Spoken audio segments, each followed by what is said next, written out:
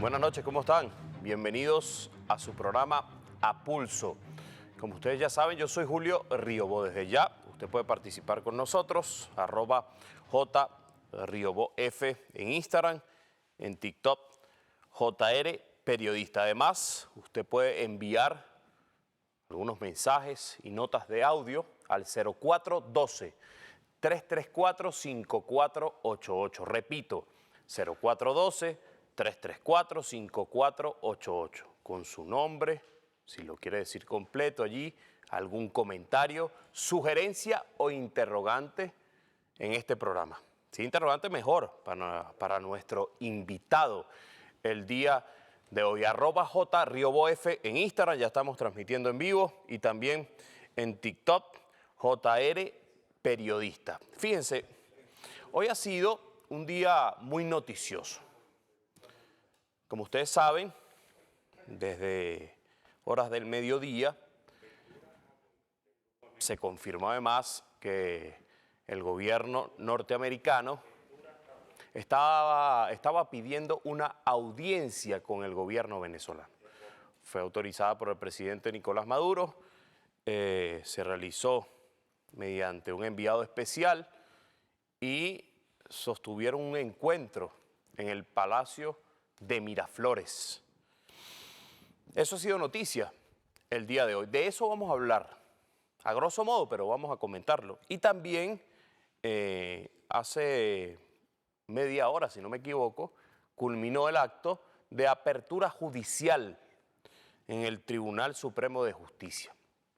El presidente allí habló de distintos temas, de aplicar la justicia en beneficio del pueblo, que esto estuviese lejos además de los millonarios, que la justicia tiene que ir de la mano del más necesitado. Eso lo vamos a hablar el día de hoy también con nuestro invitado. @JRioboF en Instagram, en TikTok JR Periodista, 0412-334-5488, y también nuestro canal en Telegram, Julio Riobó. Si lo puede poner, señor director. Además puede allí escanear el código QR y, bueno, seguirme en mi canal. Nuestro invitado el día de hoy es abogado, especialista en Derecho Penal y en Derecho Procesal Penal, doctorado en Ciencias Penales y Criminalística, doctorado en Derecho Procesal Constitucional. Fue integrante del Consejo Presidencial Constituyente que redactó el anteproyecto de Constitución que propuso Hugo Chávez a la nación venezolana. Es cierto, ¿verdad? Bueno, además cumple una tarea loable dentro de una de las instituciones muy importantes de justicia, que administra justicia en nuestro país, y fue ratificado por la Asamblea Nacional, luego de un arduo trabajo, labor, y vamos a hablar de todo lo que se está realizando en esa institución, también del acoso escolar, porque esta semana fue noticia este tema, lo vamos a abordar con nuestro invitado. Vamos a ver el siguiente material audiovisual. Si tú tienes, por ejemplo, poder que te da un cargo de elección popular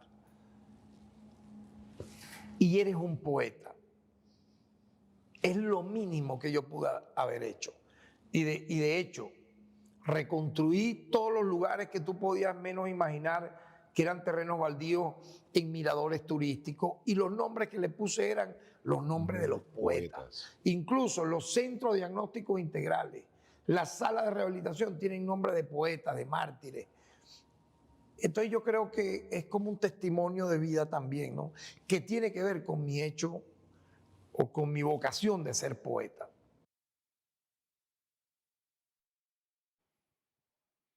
Bueno, recuerde, puede participar con nosotros, @JRioboF en Instagram, en TikTok JR Periodista, y el 0412-334-5488. Nos acompaña el fiscal general de la República, Tarek William Saad. ¿Cómo está? Gracias por venir. Siempre llega tarde, pero no importa. No, yo llegué temprano, llegué a las 10. Vamos a hacer un pulso, me dice el equipo de producción al culminar este programa, a ver si usted, bueno, puede que me gane. Yo no creo, pero puede pasar, está bien. Fíjese. Tú entrenas una vez al mes, yo todos los días. Vas al gimnasio de aquí arriba, me dijeron, una vez al mes. Está bien, fiscal.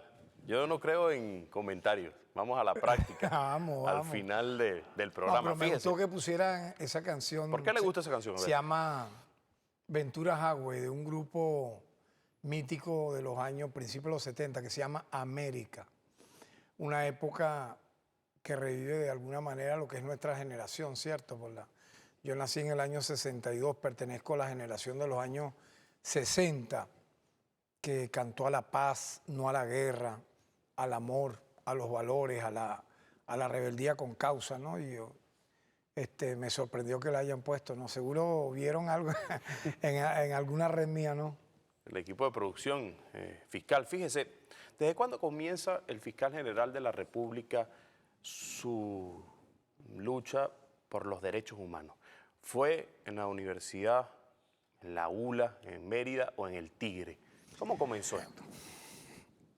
Comenzó en el Tigre.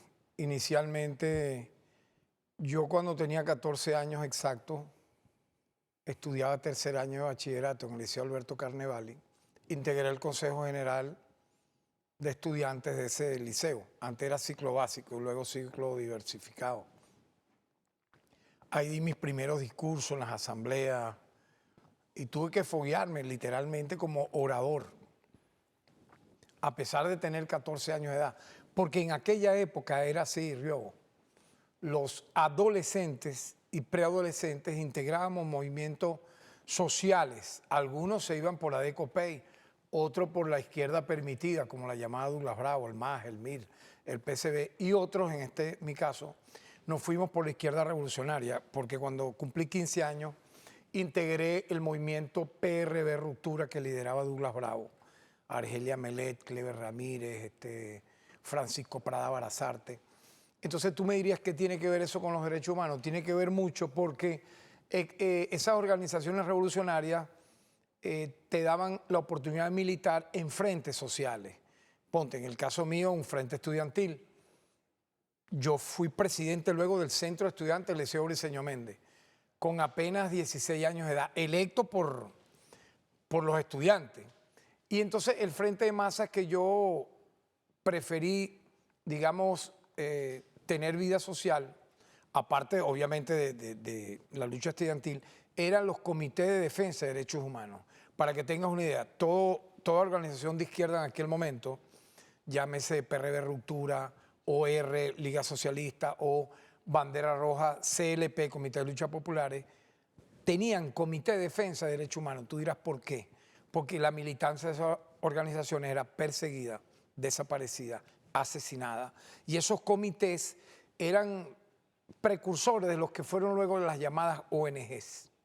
Y lo hacíamos de una manera mística, sin pedir nada a cambio, sin tener un céntimo de plata que nos financiara nadie en ningún lugar del mundo.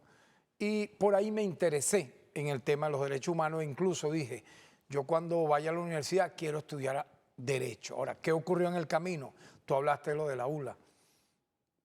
Comencé a escribir poesía, comencé a leer. Siendo adolescente, había un diario que se llama Antorcha, el decano de la... Tú que eres periodista, el decano del periodismo del Oriente era el diario Antorcha, fundado por don Edmundo Barrio, que llegó a ser diputado del movimiento del socialismo.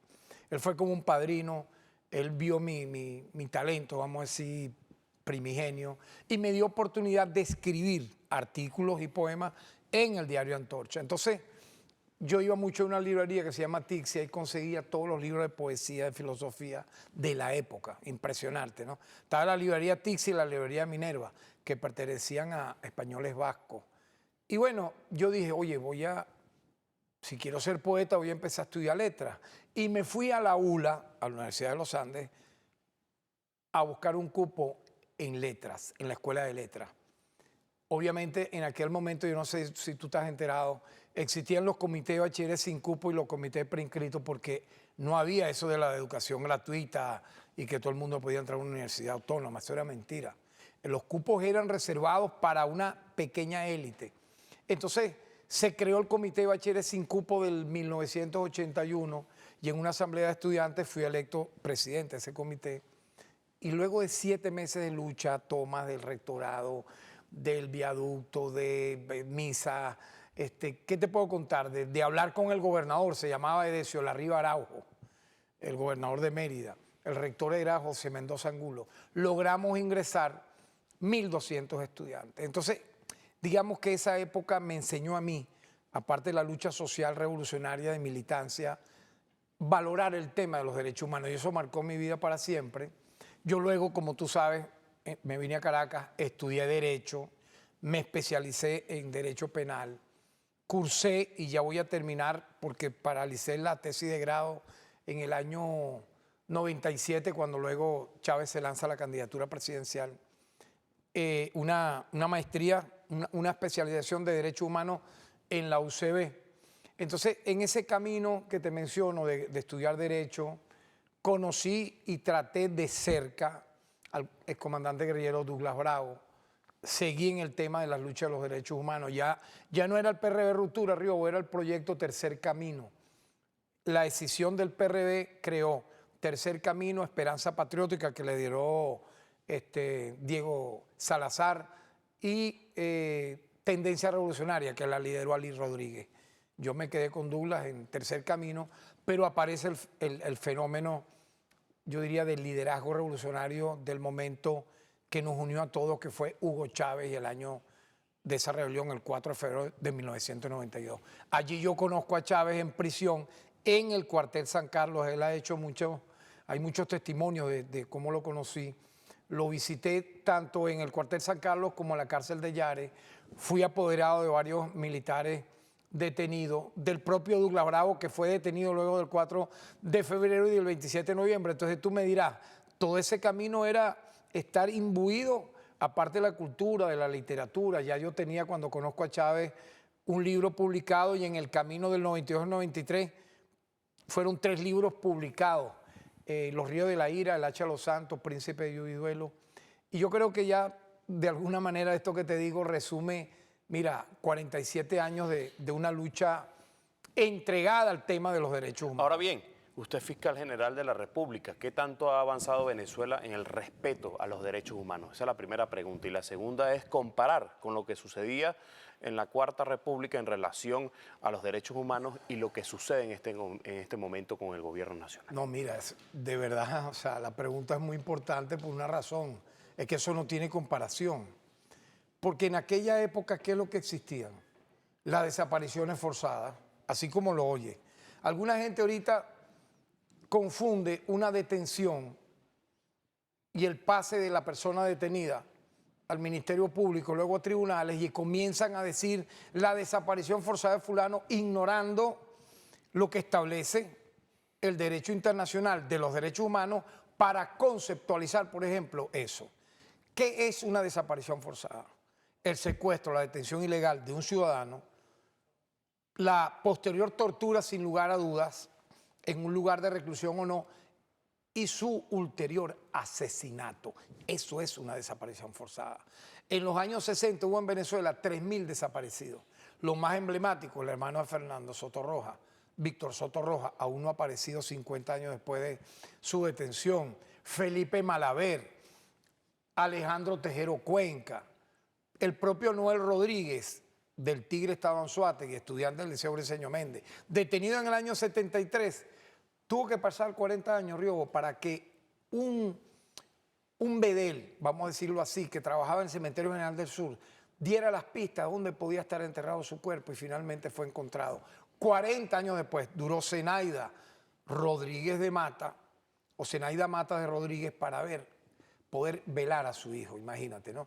Pero esa suerte no la corrieron 3.000 venezolanos, 5.000 acribillados y fusilados. Te estoy hablando del año 60 al año 70. 50.000 detenidos y llevados a tribunales militares. Ahora, lo que vino luego, tú dirías, fue una calma, fue una pacificación, no. Hubo asesinatos selectivos como el de Fabricio Ojeda, ahorcado frente al Palacio Miraflores, en el Palacio Blanco. Ahí estaba la sede del CIFA, Servicio de Inteligencia de la Fuerza Armada. Luego DIM, y ahora su nombre es Dirección General de Contrainteligencia Militar. Jorge Rodríguez Padre, torturado salvajemente durante varios días y asesinado en el año 1976, producto de las torturas. En ambos casos, los gobiernos de turno parecieron más bien burlarse de esas lamentables asesinatos. O sea, existían los asesinatos selectivos, los acribillamientos de estudiantes en manifestaciones públicas y algo peor, las grandes masacres. La masacre de Cantaura, octubre de 1982, 24 muertos, pero se calcula que no fueron 24, sino 40. Las cifras que no se cuentan en lo oficial, dicen que fueron como 40 los asesinados. La masacre del Amparo, 9 asesinados, 2 se salvaron, se lanzaron a un río, aparecieron luego refugiados en la Comisión Justicia y Paz de Petare, que lideraba el padre Matías Camuñas. Yo fui abogado, por cierto, de esa comisión antes de ser jefe de la Oficina de Derechos Humanos del Consejo Municipal de Caracas, cuando Aristóbulo fue alcalde en enero del año 94. Y te puedo seguir hablando, la masacre del Caracazo, extraoficialmente se calcula que fueron 3.000 asesinados. Y ahora la campaña Fosas con la campaña ahora a la actual fiscal. ¿Te das lo que cuenta? se dice. Entonces, fíjate, teniendo esta gente, esto que te lo estoy resumiendo en cuestión de pocos minutos, pues este programa es muy veloz. O sea, ¿cómo van a tener moral quienes legitimaron el terrorismo de Estado que hubo aquí en los años 60, 70, 80 y 90? Incluso José Agustín Catalá, que fue víctima de torturas de Marcos Pérez Jiménez, llegó a decirme a mí en persona que el gobierno dictatorial de Pérez Jiménez se quedó corto en violaciones de derechos humanos comparado con los gobiernos de Adey Copey. Él dice que eran peor los gobiernos de Adey Copey. Obviamente, las personas que legitimaron torturas, desapariciones y asesinatos no tienen autoridad moral para cuestionar, para juzgar, para hacer las campañas de guerra sucia a nivel mundial que han hecho en base a cómo actúa el Estado venezolano frente a las violaciones a derechos humanos. Por ejemplo, para hablarte de nuestra gestión, en estos 7 años de mi primer periodo como fiscal general de la República, nosotros hemos condenado a más de 700 agentes del Estado que lamentablemente violaron derechos humanos. Hemos acusado a más de 2.000, casi 3.000. Tenemos procedimientos abiertos en curso de varias averiguaciones correspondientes a esa temática.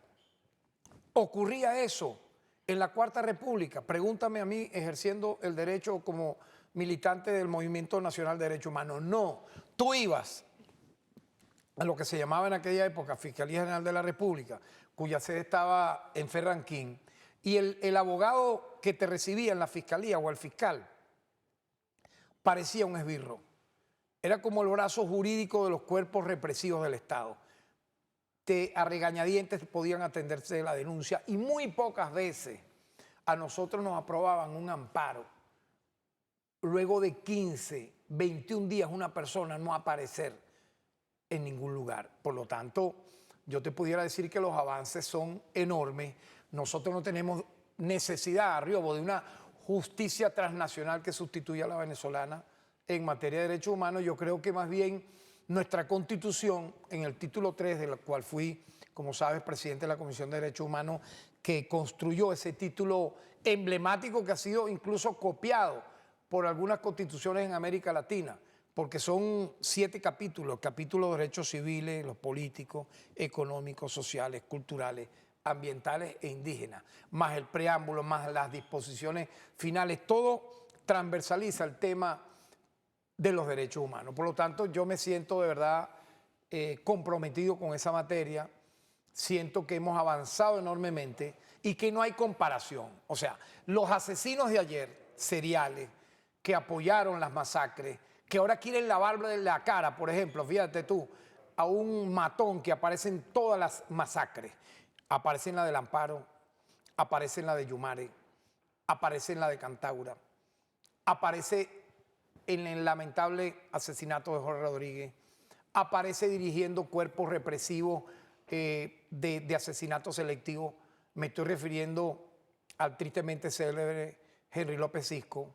Vino un sujeto de apellido Olavarrieta a lavarle la cara, presentándolo como si fuese Henry López Cisco, una especie de policía bueno, cuando aparece en el peor baño de sangre que vivió Venezuela en su época. Por eso te digo que no hay comparación. Yo te preguntaría, dime tú, Hubo en la Cuarta República la Fiscalía de la época, que la dirigía Escobar Salón, y los tribunales penales ordinarios, llevaron detenidos a alguien de todo lo que te mencioné. Por ejemplo, hubo procesos para la masacre del Amparo, Yumare, del Caracazo.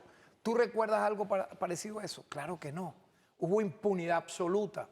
Por lo tanto, creo que es un tema interesante. Gracias por permitirme hablar de ello, porque mira, es la campaña mundial contra Venezuela. Parte del lawfare, de la guerra judicial, no ha cesado. Incluso desde que Chávez toma el poder en febrero del año 99 hasta ahorita, esa es una campaña de quienes apoyaron todas estas masacres que no tienen moral. Incluso, ¿qué van a hacer ahora cuando el propio gobierno de los Estados Unidos de América, Trump, acaba de decir que no le va a seguir financiando? En el caso venezolano son casi 200 millones de dólares que recibían anualmente las ONG. Ahora bien, eso es algo increíble. Hay una campaña, una campaña, usted se adelanta en los temas fiscales, hay una campaña de que el gobierno de Donald Trump no iba a reconocer al presidente Nicolás Maduro y un sector político de la extrema derecha hizo toda una campaña a través de redes sociales, a través de distintos personajes de la extrema derecha, pero hoy se ha dado este encuentro de un enviado especial de Donald Trump que ratifica al presidente electo el pasado 28 de julio, Nicolás Maduro, y quien se juramentó el 10 de este mes. ¿Cuál es el análisis que hace el fiscal general de la República? Eso es lo primero que le preguntaría. Y lo segundo sobre este tema es que el diario F ha publicado una foto con 6 personajes. Ha dicho que estos son, que estaban privados de su libertad en este país y han sido liberados en torno a esta conversación con el gobierno venezolano. ¿Puede confirmar esa información y más lo que le acabo de preguntar, fiscal? Bueno, sí, efectivamente, yo creo que todos estos personeros que avalaron las masacres, el terrorismo de Estado, que han luego pedido, estando en la oposición, guerras civiles, han promovido golpes de Estado, han promovido magnicidio, intervención militar extranjera, han promovido literalmente que Venezuela sea como una segunda Gaza, que desaparezca de la faz de la tierra. Todas estas personas hoy están en shock, literalmente. Están en shock, ¿por qué? Bueno, porque ellos decían al conocido por sus siglas EJU. Imagínate que alguien por sus siglas lo llamen EJU. Supuestamente iba a llegar y tomar por asalto, bueno, no solo la Asamblea Nacional, sino Miraflores. ¿Te acuerdas? Decían que iba a venir un super jet. Acompañado de expresidentes. Un avión supersónico, un cohete, y que lo iba a recibir previamente. Pues ellos decían que el 9 de enero era más importante que el 10 de enero. Ellos decían que como 1 millón de personas. Ellos decían que en toda Venezuela se iba a movilizar 1 millón de personas. Semejante demencia, ¿no? Al final vimos en Chacao 800 personas. Quien lideró la marcha realmente se veía en un estado anímico, yo lo llamaría de depresión crónica, porque es alguien que viene ya de un proceso de trastorno de personalidad muy delicado, y tú lo viste ahí, ¿no? Primero una euforia falsa y luego sentada en la acera de una plaza del este de Caracas, casi que hablando como si fuese la Madre Teresa de Calcuta, que todo estaba chévere, que no le pasó nada, se le perdió una cartera azul. ¿Tú qué crees que quienes apostaron, incluso algunos de ellos, los mandaron ellos, estas personas que antes favorecieron las violaciones de derechos humanos en los años 60, 70, 80 y 90, y que incluso, ya va, el 11, 12, 13 y 14 de abril apoyaron el golpe de Estado contra Hugo Chávez, que hubo un intento de magnicidio? Tú sabes que Chávez estuvo a punto de ser asesinado cuando lo trasladan de la policía militar a otro lugar de reclusión, ¿verdad? Quien te habla teniendo inmunidad parlamentaria, siendo presidente de la Comisión de Política Exterior, yo fui secuestrado, violándose mi inmunidad parlamentaria, ruleteado durante 2 horas y en la patrulla Por solo preguntar a dónde me llevaban, recibí como 20 patadas, culatazos de fusil y luego me llevan a el helicoide, a lo que era la antigua DICIP. Corrimos mejor suerte que decenas de venezolanos que fueron asesinados. No olvidemos, por francotiradores mercenarios centroamericanos que se colocaron en los hoteles Edeón y Ausonia y dispararon a matar a estas personas, a estos venezolanos, para luego justificar el golpe contra Chávez, un golpe fascista de carácter mediático empresarial. Eso pasó aquí. ¿Y quiénes firmaron el decreto del Carmonazo? ¿Quiénes legitimaron la dictadura de Carmona? Los que están ahorita llamando a invasión militar y los que quisieron cantar fraude y bañar de sangre el país el 29 ¿Cómo quedan esos y el sectores 30 de ante esta julio. reunión? Te estoy diciendo, toda esta gente que hizo todo esto son los que le hablan de democracia al pueblo, que decían que Eju iba a llegar en un cohete y que iban a salir 1 millón de personas y que en la Asamblea Nacional él iba a ser juramentado. Todo eso fue mentira. Obviamente las bases que en algún momento creyeron en ellos y que ellos lanzaron, vamos a hablar claro, ellos son los autores intelectuales y materiales de haber lanzado el matadero a sus propias bases en el año 2014, en el año 2017 en las llamadas guarimbas, ahorita el 29 y el 30 de julio y ellos se frotan las manos. Pues a ellos no les importa la vida humana de nuestro pueblo, Río, es algo lamentable. ¿Cómo quedaron hoy frente a esto? Simplemente no se han despertado.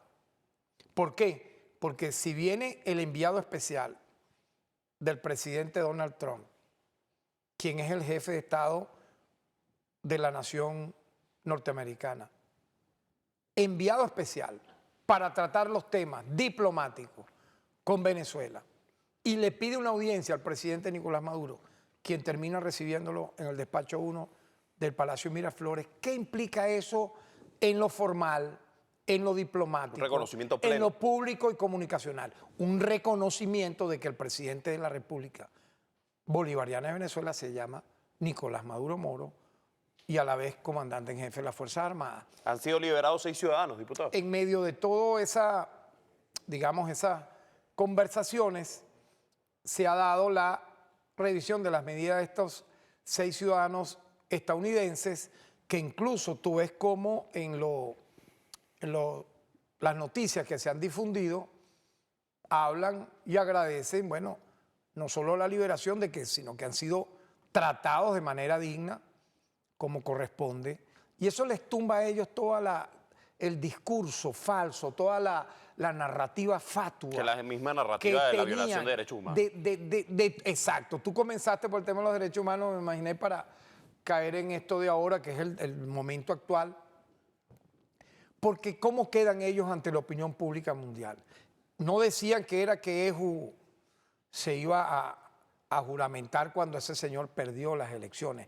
Cuando él me envió una carta, tú lo sabes, ¿verdad? En septiembre. Sí, Literalmente reconociendo no solo a nosotros como diciendo fiscales que no de la tenía nada que ver con las actas y todo eso. Exacto, sino reconociendo a las autoridades del Estado, diciendo que literalmente él no tenía nada que ver con todo lo que había pasado de la violencia. El abogado que él puso allí, que por cierto, el abogado mismo me decía que no conocía a Edmundo González, sino que le dieron un poder, pero él hablaba a través de terceras personas. Quería conocer y saber el método, la manera, la forma de llegar a un acuerdo y una conciliación. Y eso todo quedó grabado. Y todo el mundo sabe que Eju se fue huyendo como un cobarde de Venezuela a vivir el exilio dorado en España. Allá lo capta la extrema derecha fascista española, europea. Lo obligan, pero él se dejó, digamos, no fue tan obligado, a que asumiera ese rol tan ridículo, tan bufo, ¿verdad? De ser, digamos, el payaso de este tiempo totalmente burlesco que está viviendo ese sector extremista, porque ¿de qué le vale esas fotos que se ha tomado cuando, por ejemplo, el gobierno de los Estados Unidos de América conversa, habla temas importantes y se llega a acuerdos con el presidente de la República, Nicolás Maduro Moro. ¿Es un triunfo de la diplomacia venezolana? Es un triunfo de la diplomacia bolivariana venezolana que creó, que geopolíticamente trazó el comandante Hugo Chávez. Yo tengo unos buenos recuerdos de cuando fui presidente de la Comisión de Política Exterior, del año 2000 al año 2004, porque yo llegué a Río a viajar, yo los tengo contadas, que fueron unas 23 giras presidenciales donde yo formé parte de la comitiva oficial de Hugo Chávez, desde ir al Medio Oriente, Europa, Centroamérica, América, y pude observar de manera impresionante cómo, aparte del respeto que le tenían a Hugo Chávez, desde el presidente de Francia, el de Italia, los reyes de España, los reyes de Noruega, todos los presidentes y monarcas de la OPEP, líderes de incluso naciones que no eran afectas a la izquierda. Yo vi, por ejemplo, a Pastrana, que ahorita se la tira de que es el más contrarrevolucionario venezolano, literalmente adular, para no decir otra palabra, que no es mi costumbre, pues, pero adular en extremo las virtudes de Hugo Chávez como líder. Incluso a Uribe, yo lo llegué a ver. Yo decía, oye, qué increíble esta gente luego cómo olvidan todo ese pasado, ¿no? Y uno lo ha visto ahora con el presidente Nicolás Maduro Moros, que fue el canciller estrella de Hugo Chávez. O sea, que te puede dar testimonio de aquí a Pekín de eso del propio presidente Nicolás Maduro, de lo que yo te puedo contar en corto, de lo que yo pude observar como parlamentario en aquel tiempo. Es decir, un Hugo Chávez que fundó este tipo de diplomacia y que continuó Nicolás Maduro Moro como su mejor discípulo. Es decir, la manera de esa diplomacia directa, de respeto, de llegar a acuerdos que se cumplen, porque aquí las cosas tienen que hablarse por su nombre. Venezuela, cuando llega o firma un acuerdo con un país a nivel bilateral, tiene palabra y la cumple. Fíjese, y nosotros esperamos eso de quienes lo hagan con Venezuela. Fíjese, fiscal, hablando usted me hablaba de Edmundo González Urrutia, yo tengo que hacerle también un interrogante. ¿Cuántas personas se ha revisado de los hechos violentos del 28, 29 y 30? ¿Me puede corregir? Sí. Si así lo quiere hacer. ¿Cuántas han sido liberadas? Esa es la primera pregunta. Y en torno a este tema también quiero consultarle. Yo estaba escuchando en la oposición racional una rueda de prensa y esta oposición racional dice, que habría que analizar allí, fiscal, dice que hay presos políticos. Eso lo meten en su discurso, que hay presos por pensar distinto. ¿Cuántas personas han sido liberadas entonces en torno a las investigaciones? ¿Qué pasa con esas personas? ¿Están bajo presentación? ¿Cuál es el método? ¿Y qué opina de esta oposición racional que dice esto, que hay personas presas por pensar distinto? Y además no solamente eso, fiscal, sino que crean su discurso repetitivo, que es lo que uno escucha o lo que uno escucha en transnacionales y en redes sociales. Se puede llamar preso político al quien asesinó a la señora en el estado Aragua, al quien asesinó a la señora en el estado Bolívar, por ejemplo. ¿Qué me responde? Bueno, mira, en primer lugar, forma parte del desarrollo de tu primera pregunta. O sea, el tema de los derechos humanos llevado al lawfare, a las guerras judiciales, yo te lo diría como parte del componente de la guerra híbrida contra Venezuela. ¿Ves? Es un uso realmente ilegítimo, totalmente desvirtuado de un tema tan, yo diría, sagrado, ¿vale? Un tema tan delicado como es el tema de los derechos humanos, que no nace por una dádiva de potencias extranjeras, que no nace de un regalo, de un obsequio de superpotencias mundiales, nace de las luchas de los pueblos, para que tengas una idea. Yo tengo varias clases magistrales que he dado en varios lugares, tanto de Venezuela como fuera, que es la historia, se llama la historia universal de los derechos humanos a la luz de la Constitución bolivariana de Venezuela, ¿no? Entonces, en ese recorrido yo te puedo hablar de precursores del tema de la lucha de los derechos humanos. Jesús de Nazaret, Espartaco como el héroe, el líder que luchó contra la esclavitud en la época del Imperio Romano. Lo que significó a nivel legislativo la Revolución Francesa como precursora de esta materia con la Declaración de los Derechos Humanos del Hombre. Incluso la Revolución Bolchevique, hay que decirlo, porque si la Revolución Francesa legitimó los derechos individuales, civiles y políticos, por ejemplo, el derecho a la vida es inviolable, el derecho a la libertad, a la integridad física, pero los derechos colectivos, sociales, los legitima la Revolución Bolchevique que lideró Lenin, que le dio visibilidad a los trabajadores, a los obreros. De ahí nacen los pactos, el Pacto Internacional de Derechos Civiles y Políticos que aprueba la ONU y el Pacto Internacional de Derechos Económicos, Sociales y Culturales. No sé si te estás dando cuenta de las luchas revolucionarias que tuvo grandes mártires en el mundo, entre ellas Rosa Luxemburgo, que fue una gran líder revolucionaria de izquierda que, digamos, visibilizó los derechos de las mujeres. Ahora bien, quienes los violan, quienes los mancillan, quienes los estropean, quienes los vilipendian, van a venir ahora a decir, por ejemplo, como ocurrió en el Comité de Expertos de Derechos Humanos de la ONU, siempre lo recuerdo, noviembre del año 2023. Ellos tenían ahí una lista ahí y hablaban, no, que en Venezuela hay 350 presos políticos. Yo tenía la lista de los 350. ¿Tú sabes quiénes eran?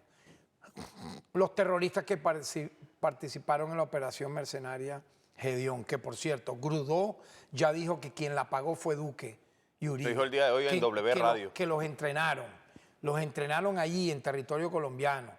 No solo estuvo Cliver Alcalá, 2 esboinas verdes, colombianos, venezolanos desertores. ¿Eso qué era? Una operación mercenaria para matar, para cometer magnicidio, para asesinar autoridades del Estado. ¿Qué significó la operación de atentado con drones para asesinar al presidente Nicolás Maduro el 4 de agosto del año 2018? Magnicidio en grado de frustración. Pero en esa tarima habíamos unas 100 personas. El alto mando político, civil y militar de la nación, liderado por el presidente de la República. Ahí pudo haber, mira, si estallan los 2 drones con C4, hubiéramos muerto aproximadamente unas 100 personas en esa tarima. Entonces, en las listas del Comité de Expertos de la ONU y las ONG venezolanas que van al exterior a buscar dinero hablando de presos políticos, colocan a estas personas. Los que asaltaron cuarteles militares, los que han matado policías y están detenidos, aparecen en esas listas. Yo creo que es algo sumamente indignante que no se debe aceptar porque son delincuentes detenidos y procesados por haber cometido graves hechos punibles, entre ellos conspiración, terrorismo, etc. Ahora, lo del 29 y 30 de julio, mira, allí hubo 28 muertos, aproximadamente 200 heridos. De los 28 muertos, 2 son guardias nacional bolivarianos. Los que asesinaron a esos guardias están detenidos. De los 190 heridos, esta cifra te sorprenderá, y a la opinión pública que está viendo este programa que no ha visto algunas de nuestras ruedas de prensa. De los 190 heridos, 100 son policías y militares. Ahora me vas a decir que ellos no son seres humanos. Porque son los muertos personas, por ejemplo, como estos 2 guardias nacionales, o otras personas que fueron asesinadas para crear esta conmoción. Lo que pasó el 11 de abril con los francotiradores instalados en el Hotel Ausonia y Gedeón, querían ellos el 29 y 30, con los 500 bienes que quemaron, hospitales, unidades de autobuses, patrullas, motos, centros diagnósticos integrales, centros de abastecimiento alimentario.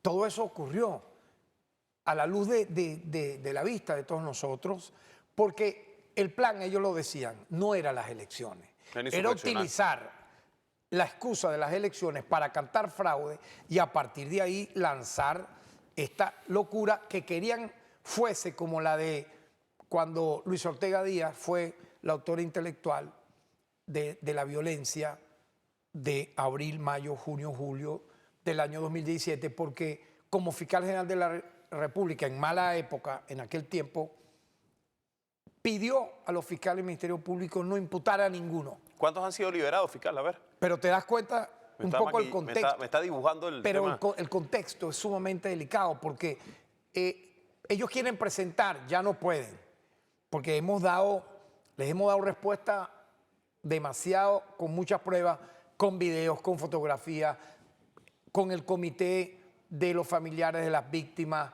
nos hemos reunido incluso, ya voy, con familiares de los detenidos, hemos escuchado sus solicitudes, nos han entregado cartas y hemos revisado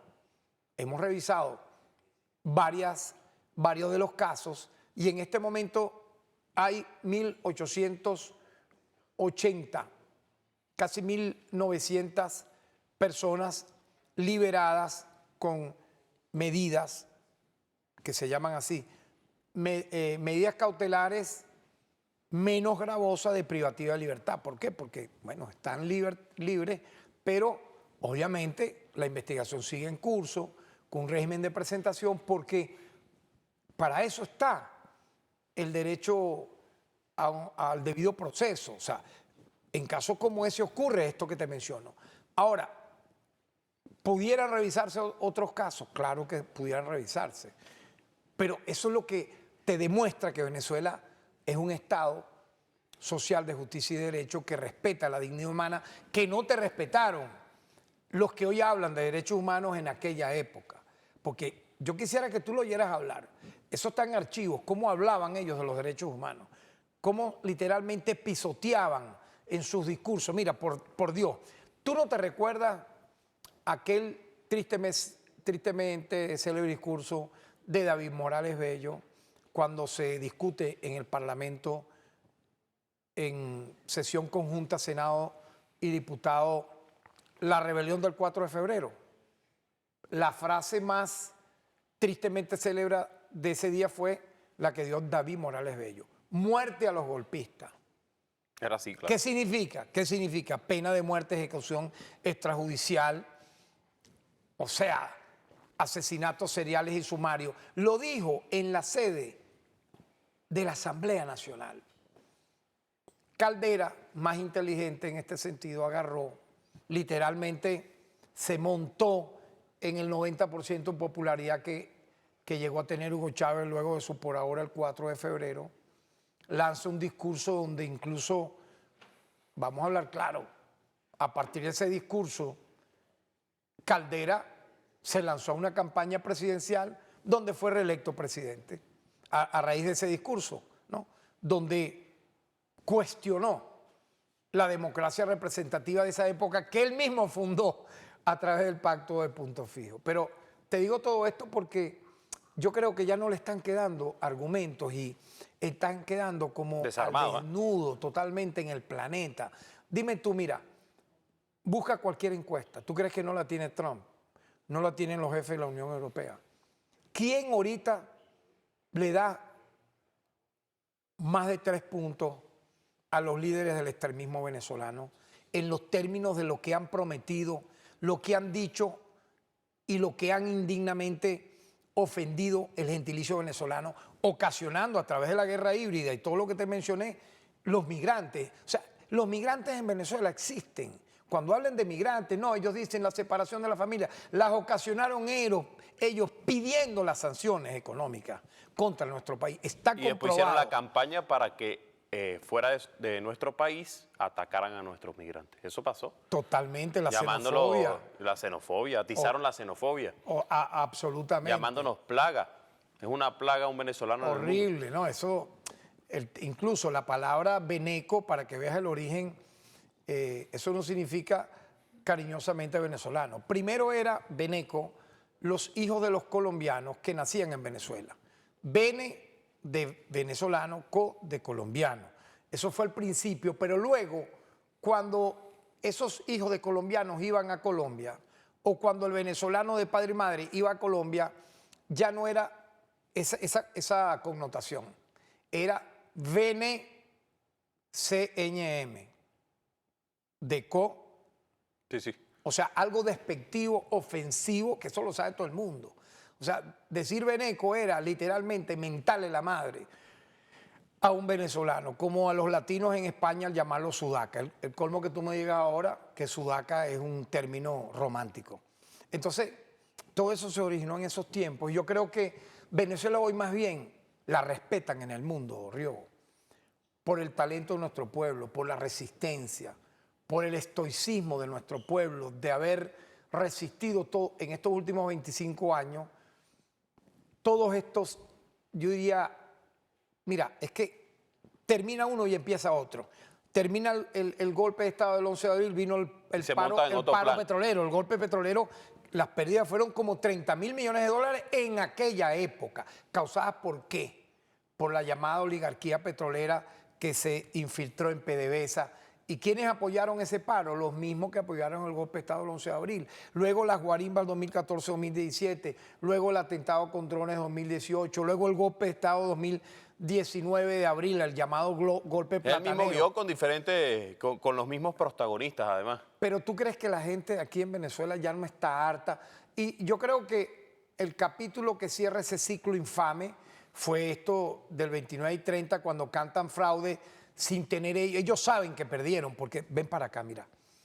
¿Tú crees que un candidato afiche, permíteme ese papel, por favor? ¿Tú crees que alguien que lo muestren Voy a así, robar las preguntas. que lo muestren así en una camioneta, mira, vota por este?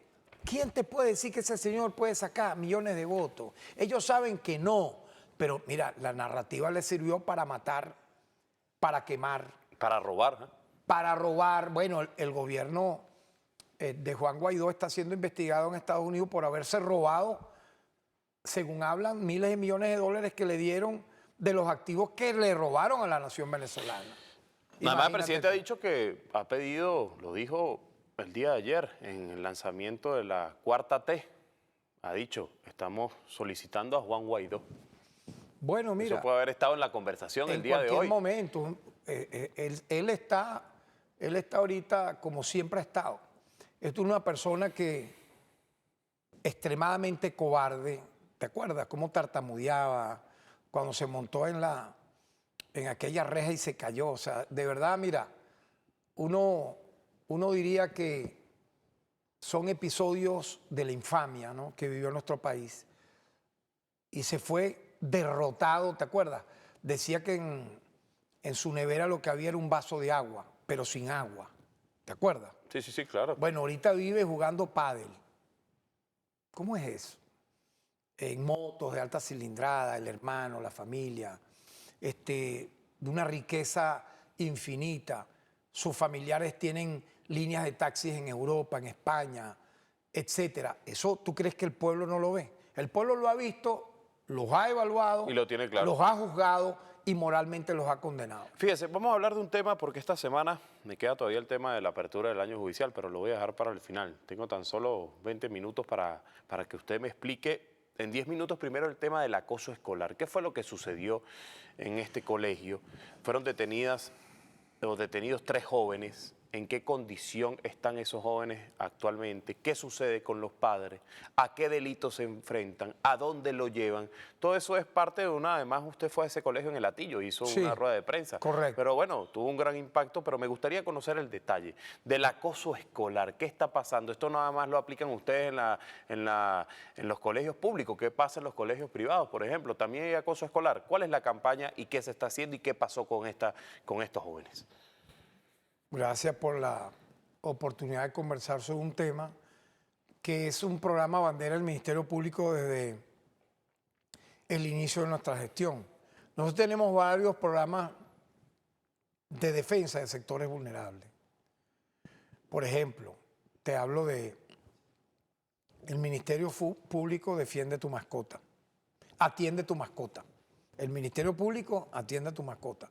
Que no al maltrato animal, judicializar quienes matan animales y prevenir en torno a esta materia. Algo que fue precursor en América Latina, tú lo sabes. Sí.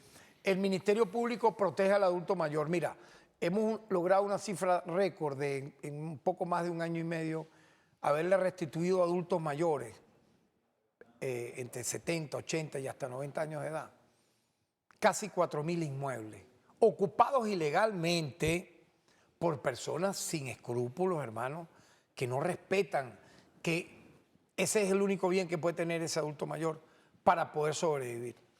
Hemos logrado ese éxito tan importante. Si me permite, el Ministerio Público también ha hecho en torno a todo esto campañas y programas a favor de las mujeres, no al femicidio y obviamente no al acoso escolar. Tenemos años en esa lucha. haciendo charlas en colegios privados y públicos, de ambos, llamando la atención de estas, yo diría, de este flagelo, que afortunadamente en Venezuela no es un hecho que se ha masificado. En países desarrollados, por ejemplo en Estados Unidos, el bullying ha llegado al asesinato serial.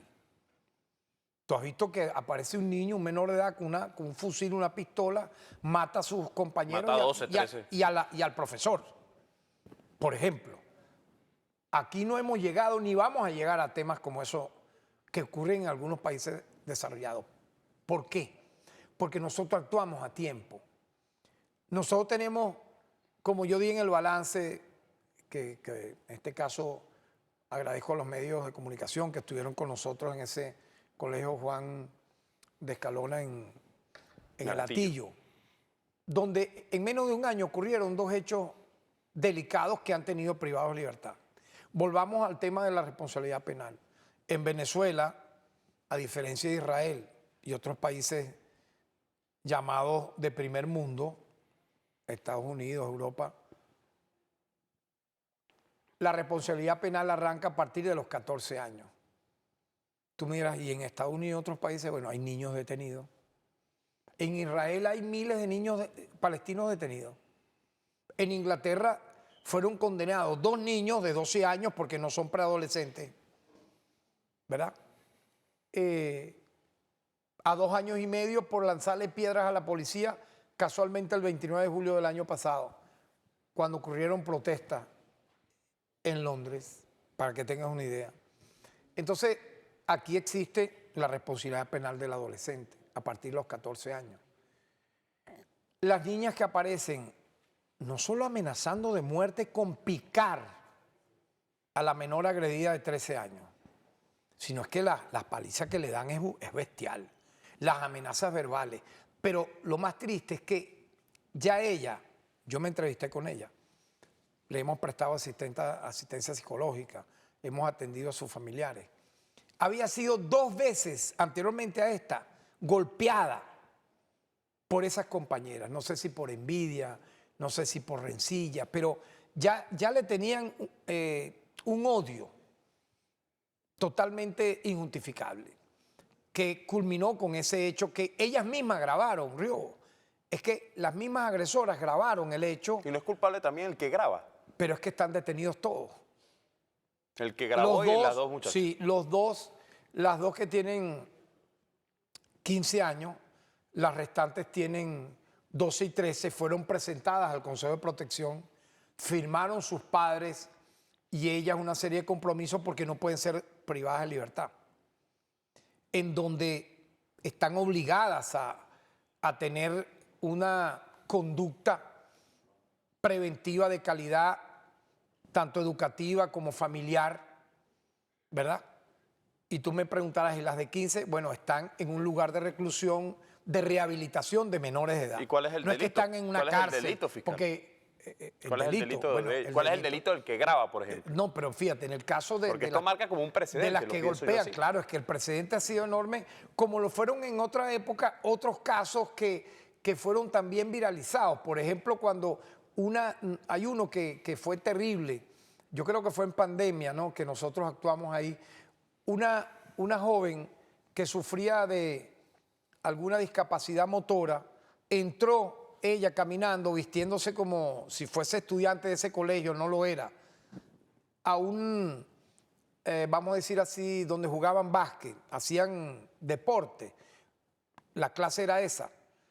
Y cuando la ven las niñas, le dan una paliza tan bestial a la muchachita, cachetadas, patadas. Ese video fue muy terriblemente también de impacto, rechazado por toda la sociedad. Pues la niñita con discapacidad lloraba, decía que, oye, y lo increíble es que había un profesor ahí viendo y no hacía nada. Él fue detenido. Y en este caso de este colegio también. Las que agredieron fueron detenidas. Y en este caso de este colegio también. Hay detenidos profesores, hay detenidos también, por ejemplo, los directivos del colegio. Nosotros en este caso, como te dije, estas 2 agresoras directas están recluidas en un centro de rehabilitación de menores, porque la ley establece eso así, no están en una cárcel de presos comunes, obviamente que no, pero están en un lugar privadas de libertad de reclusión de menores porque, y se le está dando la debida atención, las charlas, porque eso no puede ser. Porque era la tercera vez en que la amenazaban de muerte. ¿A razón de qué? Y hubo un caso previo donde ya hay un detenido que fue el adolescente que lanza a un barranco en ese mismo colegio, Juan de Escalona de Latillo, a un compañero.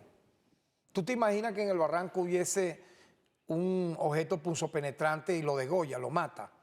Por Dios. Ahora bien, los Entonces, padres son culpables también. Nosotros citamos a Fiscal. los padres, firmaron un acta de compromiso, los 5 representantes, los 5 padres de representantes de las que aparecen como agresores. Obviamente la autoridad escolar, en despacho fiscal vamos a imputar a la subdirectora porque por omisión, ya que ella recibió las denuncias y no hizo nada. La subdirectora de ese plantel. Entonces, esto tiene que ser un llamado, y yo sé que sí lo ha sido, a toda la nación venezolana, porque esa no es la idiosincrasia, Riobo, de nuestra juventud. Nuestra juventud le gusta estudiar, le gusta hacer deporte, le gusta la alegría, le gusta sentirse bien, le gusta compartir con su familia, en los días libres ir a la playa, hacer las cosas buenas. ¿Tú crees que nuestra juventud es eso? ¿A quiénes quisieron imitar a estas niñas? Allá voy. Yo lo he dicho N veces en cualquier cantidad de alocuciones que hemos dado en nuestras ruedas de prensa semanales o en entrevistas como esta. Quieren imitar a las teleseries, que si el Chapo Guzmán, que si Pablo Escobar, que si el Patrón del Mal, que si las muñecas de la mafia, donde lo que te hablan es así: te voy a picar, te voy a matar, etcétera. O sea, Eso también tiene implicaciones en las redes sociales, porque hay allá algunos voy. que quieren imitar de las redes sociales también. De las teleseries pasaron a las redes sociales. Entonces, cuando tú ves, no puede ser ahora. Oye, mira, en mi época, si tú me preguntas, mira, tú a los 9, 10 años, 11, 12, ¿a quién admirabas? Créeme lo que te voy a decir, al Che Guevara. ¿Por qué? Pues yo vi un folleto en la librería Tixi con el rostro que le hizo Corda, la foto que le hace Corda al Che Guevara. Yo estudiaba 4º grado, tenía 9 años, y me llamó la atención la imagen de Corda, ¿no? Y compré el folleto. El folleto era de una congregación cristiana jesuita que se llamaba Protesta, el folleto. Y era una biografía del Che. Ahí aparecía el Che con Fidel, con Nasser, con Benbela. O sea, óyeme, por más que no pude haber entendido esa biografía, ponte, pero me llamó la atención el personaje. Oye, pero no era yo el único. En el liceo todos buscábamos de alguna manera tener una franela con la imagen del Che Guevara. Ah, no, ahora es una imagen de Pablo Escobar. ¿Sabías tú eso? Se venden franelas y gorras con la cara de Pablo Escobar. Por Dios, solo que da vergüenza, solo que da pena ajena. Vean la historia de la biografía de Pablo Escobar. Voló edificios, mató gente, coche bomba, un avión. ¿Sabías eso? Un avión en pleno vuelo lo mató con decenas de muertos. Una persona infame cuyo recordatorio es para que jamás nadie lo imite. Entonces hay una teleserie que lo normaliza, le da un halo romántico, un hombre que fue pedófilo, que fue violador, al igual que todos los traficantes y capos de la droga. Si me permite, Venezuela, por ejemplo, yo difundí un comunicado que firmé a nombre del Ministerio Público, si mal no me equivoco, me corregirás, el 20 de enero creo, donde nosotros hablamos, por ejemplo, de las mafias del Tren de Aragua, cómo hemos desmantelado desde esa banda a otras como sistema de justicia, con los órganos auxiliares de justicia, en términos de cifras que nadie puede negar. 50 detenidos pagando la máxima pena. Órdenes de aprehensión. Ah, pero yo me entero entonces que en Colombia ubicaron al jefe de la banda, Niño Guerrero. ¿Tú sabías eso? Sí, claro. Lo ubicaron en un sitio. Él estaba con 6 personas más, en una casa. El gobierno de Venezuela dio la identidad, el lugar, digamos, todo lo que implicaba la topografía, si me permite, del sitio, del lugar del suceso, vamos a hablarlo así en términos coloquiales, donde se encontraba él y sus colaboradores. Habían 7 carros de alta gama afuera. ¿Tú sabes lo que hizo las autoridades colombianas, la policía colombiana? Dejó fugar al niño Guerrero. Lo dejó ir, lo dejó escapar. Es más, incautan unas camionetas y te vas a caer para atrás. Se las devolvieron. Se las devolvieron a los delincuentes que habían liberado. ¿Por qué pasa eso en Colombia entonces? ¿Cuál es el entonces mensaje? Detienen un X, YZ. Y el niño Guerrero, ¿por qué lo dejaste ir? ¿Te das cuenta? Entonces, hay una complicidad Autoridades del corrompidas. uribismo, claro que sí. Ahí hay mucho dinero de por medio. Entonces, explícame eso. ¿Cómo tú explicas que el jefe del Tren del Llano grabó videos a favor de Edmundo González Urrutia y de María Corina Machado? Diciendo que si la policía salía a reprimir, entre comillas, decía el malandro ese del Tren del Llano, al pueblo, ellos estaban, era con Edmundo González, iba a haber una respuesta de ese Tren del Llano. Algo jamás visto. Eso se pudo observar Así en como varios las videos. amenazas del Wilexi. ¿Ah? Todas las amenazas que hizo. En su momento las que hacía el Picure, las que hacía el Coqui. Entonces, lo insólito es que después que actúa el Estado, Pobrecito, dice. no, dicen que, mira esto, ¿dónde están los derechos humanos del Coqui, del Yulexi, que pobrecito? Eso está registrado. Oye, perdón, pero tengan por lo menos respeto a la familia venezolana. ¿Ah? Y los derechos humanos de miles y millones de venezolanos, ¿dónde están? Además, ellos caen en un enfrentamiento con las fuerzas de seguridad del Estado, producto de que son personas Hacen armas a la totalmente República. ajenas Mira, lo que pasó, yo recuerdo, antes que existieran todas estas bandas, yo siendo gobernador del Estado de Anzoátegui en el año 2010, recuerdo empezando enero del 2010, Río, tuvimos que vivir 2 días y a mí me tocó liderar lo que significó el desmantelamiento de la banda del Javielito. Un sicario juvenil que siendo menor de edad había matado cualquier cantidad de personas y que tenía sitiado todo el estado de Anzoátegui, que se estaba expandiendo en el oriente. Tomaba, por ejemplo, estaban construyendo en Anzoátegui, en Lechería, donde sea, cualquier edificio, él llegaba. Sobornaba a los dueños, a los que estaban construyendo, y les daba una nómina paralela en dólares de sus malhechores, para que les pagaran esas nóminas.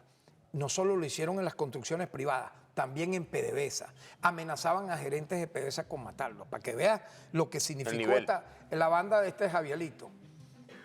Un día hubo un enfrentamiento entre bandas y muere un familiar de él o un conocido de él y de otra banda. Él aparece en el entierro de quienes cayeron de la otra banda en ese enfrentamiento, suponte tú, de los enemigos de él. Él va al entierro y él mismo con una pistola mata a 3. Lo persigue la policía de Barcelona. Obviamente las ráfagas de ametralladora y de granadas espantó a la policía municipal de Barcelona. Tuvo que llegar la guardia. Se tuvo que cerrar el aeropuerto de Barcelona en esa época porque la Ponderosa quedaba cerca. Te estoy hablando primeros días de enero del año 2010. Yo tuve que hablar con el presidente Hugo Chávez para pedir un apoyo especial del BAE, Brigada de Acción Especial del 6CPC. Y en medio del enfrentamiento, ya en la madrugada para amanecer del otro día, cayeron abatidos los 7 miembros de esa banda, entre ellos Javielito. ¿Y tú sabes lo que decían algunos? Cuando la Globovisión estaba en manos de quienes apoyaron el golpe de Estado del 11 de abril, que le habían violado los derechos humanos. Entonces te das cuenta, volviendo al tema inicial, estamos terminando con el tema que tú empezaste, ¿no? O sea, yo creo que es un momento de paz, de concordia, de convivencia en el país y de apostar, sin lugar a dudas, hay una consigna importante de nuestra gestión, por la paz, la justicia y los derechos humanos. Hay que apostar a eso en Venezuela, a la prosperidad. Vienen años de gloria, de trabajo. Yo creo que las cartas están echadas para que la gente vea bien el panorama. Aquí se quiere trabajar. Mira, cada vez que esta gente llamaba a una marcha, que no iba nadie, ¿sabes lo que decían amigos que uno conoce que pudieran ser adversarios normales? del gobierno, porque no todo el mundo puede ser pro gobierno, pero son personas normales que lo que dicen es, bueno, mira, no me gusta esto, sí me gusta esto. ¿Sabes lo que muchos me decían? ¿Hasta cuándo esta gente nos tienen hartos, no nos dejan trabajar? Oye, gente que en algún momento fue simpatizante de la oposición, están hartos de estos llamados, y yo te diría que ahorita el 99% del país, siendo hoy, empezando ya febrero, el 99% no quiere para nada acercarse ni escuchar ese liderazgo extremista derrotado, que hoy están de shock al ver esa reunión en el Palacio de Miraflores entre el presidente y el enviado especial de Donald Trump, que hable una era, y ojalá sea así, de diplomacia, que triunfe la diplomacia, Bueno, la paz. fiscal, le agradezco por haber venido. Vamos a hacer el pulso, a ver si es verdad que usted entrena todos los días y yo una vez a la semana. No, una vez al mes. Tú. Ah, peor todavía. A ver si es verdad. A ver si es verdad. No. Ah, no quiso. No, vale, pero ¿cómo vamos a hacer eso aquí en vivo? Siempre lo hago. Por este programa No, pero, se llama A Pulso. Mira, yo te puedo dar un trancazo tan grande que se te va a romper el aire. Ahora vamos a hacer, lo voy a grabar fuera del aire. Bueno, agradezco al fiscal general de la República por participar en este programa A Pulso. Nos despedimos, agradezco a mi casa venezolana de televisión, Radio Miraflores, La Voz de la Verdad, Telearagua y TV Fan por transmitir este programa en tiempo real. Si sintonizó tarde, lo puede disfrutar el día de mañana en TVs. Que tengan feliz fin de semana. Mira.